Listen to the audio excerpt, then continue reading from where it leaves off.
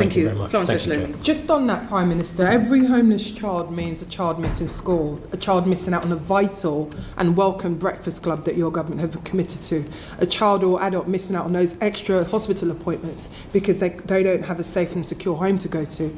We are seeing councils at breaking point because of the additional money spent on temporary accommodations.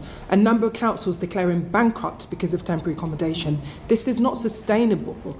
And I come back to some of the measures that have been taken by the government. So just to ask, do you feel, Prime Minister, then, that we do need to have an urgent reset in local government funding to look at these long-term solutions and key pressures facing councils up and down the country? Yeah, I mean, firstly, let me say we have put £1 billion into homelessness. That is a huge amount, more than any government's put in for a very, very long time, for precisely the reasons that have been identified by this committee. So there's an absolute commitment on homelessness, and the money was put there in the budget and the spending review to make good on the commitment on homelessness. On the wider question of local authority funding, yes, I do think it needs a review.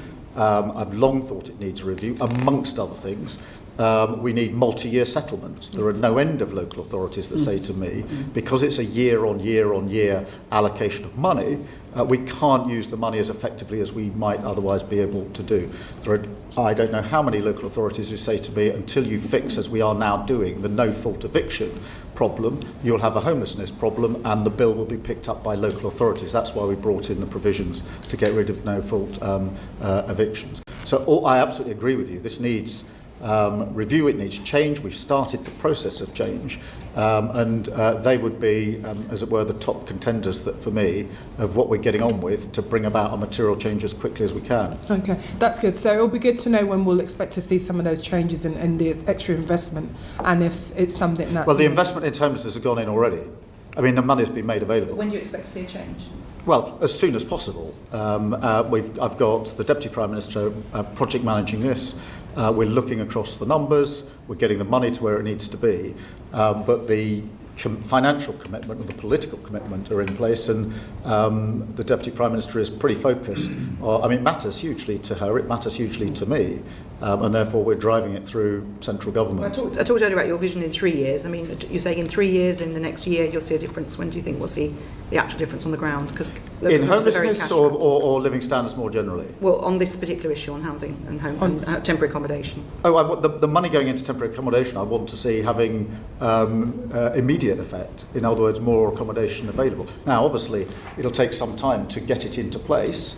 But where is this accommodation going to come from? This isn't a delayed project. Well, in terms of what could be built, what can be arranged, what can be taken by councils and repurposed is a central focus of what we're doing. But I'm impatient for this change to be driven through. There's no desire on government for this to take any longer than it needs to take to be done effectively and properly. It's just that we've got Home Office bidding for homes for asylum seekers. We've got councils bidding for the same properties. Everyone's driving up the price, driving up the cost. I know, which is why I'm so furious at the last government for leaving tens of thousands of asylum seekers unprocessed with nowhere to live other than accommodation paid for by the taxpayer. Are you planning to build homes or put people into... We have to do a number of things. We do have to build, of course. But that won't happen in the next year. We have to take over other accommodation. We have to drive down the asylum lists. There is just a pinpoint before.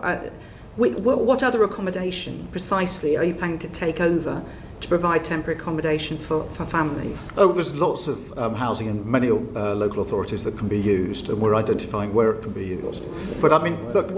Can you give us? Have you got any examples you can give us? No, but I'll write in and give you details. Because I could say certainly in a number of our local authorities, I'm already picking up from around the table, there isn't a lot of spare housing available. If there were, councils would be able to be dealing with it by now.